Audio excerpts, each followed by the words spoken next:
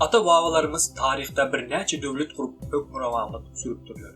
Ol devletlerin hemmesi padişahlık, yani devlet, han, sultan ya da şah tarafından dolandırılır. Eğer devlet respublika olsa, onda ol devlet halk tarafından saylanan devlet başkanı ve yine halk tarafından saylanan meclisin deputatları tarafından dolandırılır. Onda hormatly tomaşaçılar size soal. Türkmenler ilkinci garaşsız respublika devletini haçan kurýarlar?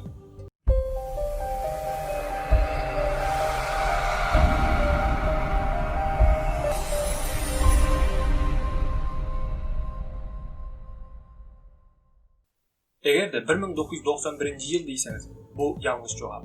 Sebebi 1991 yılda garaşsız Türkmenistan'a kurulandı. Yönü ondan öňhem Türkmenler garaşsız bir respublika kurýarlar.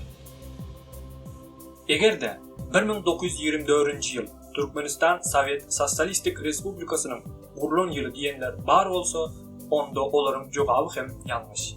Elbette Türkmenistan SSR hem Türkmenleriň respublikasy. Yönü benim soragym garaşsız bir respublika haçan kurdular diýdim. Türkmenistan SSR bolsa Türkmenleriň garaşsız respublikasy däl. Türkmenistan SSR'i Ruslara garaşly bir respublika. Yönü Türkmenistan SSR'nin hem öň Türkmenler sistemasy respublika bolan bir döwlet kurýarlar. 1924 ýylda Eýranda Türkmenler garaşsız bir döwlet kurýarlar. Yönü bu döwletiň nähili kurulandygyna gelmeden ozal Türkmenler näme üçin Eýranda ýaşaýarlar? Türkmeniň ýurduny Ruslar we Parslar nähili paýlaşandyklaryny seredip geçeli. Padşah Rusyasy Türkmenistany basyp alandan soň Eýran bilen Gülistan we Türkmençay şertnamalary baglaşýarlar. Şertnama göre Türkmenistan ve Eýran arasyna serhet çekýärler. Serhedin iki tarafında kalan adamlar yine Türkmenler bollar. Yani bu serhet doğanı doğandan Türkmenden ayırýar. Eýran territoriýasyna kalan Eýrandaky Türkmenleriň ýaşaýan ýeri bolan Türkmen Sahra, Türkmeniň hakyky we gadymdan bäri ýaşap gelen ýurdudur. Türkmeniň beýik şahyry Mahtumul Pırağı hem Türkmen Sahrada dolup ýaşap geçipdir. Eýran Türkmenleriniň garaşsyzlyk urundaky söwüşleri 1920-nji ýyllaryň başlarında ýüze çykýar. 1924 ýylyň may aýynyň 20-sinde Türkmenler Omçaly şäherinde kurultaý geçirýärler. Kurultaýyň netijesinde Türkmenler Eýrandan aýrylyp öz döwletini gurmaly diýen karara gelýärler. Kurulan bu döwletiň adyny bolsa Türkmen Cumhuriyeti adyny berýärler. Cumhuriyet sözü bolsa Farsçadan gelip respublika manysyny berýär. Bu respublikanyň kanunlaryny çykarmak ya da problemalaryny çözmek üçin Aksakal Meclisi ady berilen bir meclis türedi. Bu respublikanyň baş tutanlygyny, liderligini Osman Ahun saýlanýar.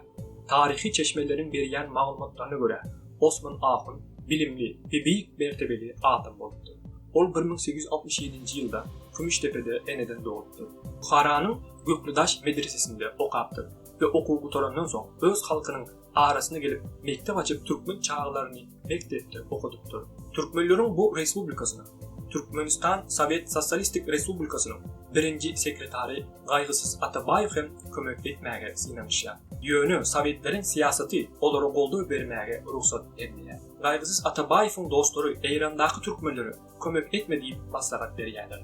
Ýöne Gaýgysyz Atabaýew olary ol nähili mähriban doganlarymyzy goramaga aýangalmaly. Biz hökman kömek beräýmeli. Türkmenler haýsydyr bir proletar siýasatyň pidasy bolmaly däldir diýär. Türkmenler garaşsyzlygyny Eýrana kabul etdirmek ve öz güýçlerini köpeltmek maksatly işler alyp barýarka 1925-nji ýylda Eýran hökümeti Türkmenlere garşy uruşy başlaýar. 1925-nji ýylyň iýul aýynda Türkmenler we Eýran hökümeti arasynda Bojnurt vilayetinde söwüş bolup geçýär. Bu söwüşde Türkmenler sanlar ve söwüş enjamlary boýunça Eýrandan az bolupdy. Şunun üçinde Türkmenler bu söwüşde ýeňilip öýze çekilmäge mejbur bolupdyrlar.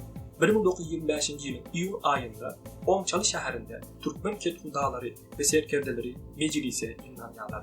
Bu mejlisde Eýran hökümeti garaşsyz Türkmen Respublikasyny ikrar edeniçenli söwüşmeli diýen karara gelýärler. 1925-nji ýylyň oktýabr aýynyň soňra Türkmenler Eýrana garşy kyn bir ýagdaýa sezewar boldular. Eýran eskerleri Türkmenleriň ýaşaýan ýerleri bolan Kümüştepe, Akkala, ve Günbede Kavus şäherlerini basyp alyp türkmenleri boyun ekdirýärler. 1925-nji ýylyň noýabr aýynyň 12-sinde Türkmen Respublikasynyň lideri Osman Ahun we beýleki liderler Türkmenistan SSR-ne gaçmana mejbur bolýarlar. Olary Türkmenistanda Sowet hökümeti tutup türmäge basýarlar we Sibirýaga sürgün edýärler. Şol ýylyň dekabr aýynda bolsa Türkmen rewolýusiýasy bütünleý dargadylýar. Şeýlelik bilen Türkmenleriň ilkinji respublikasy 1924-nji ýylda bir ýarym ýyl ýaşap 1925-nji ýylda hem ýykylýar.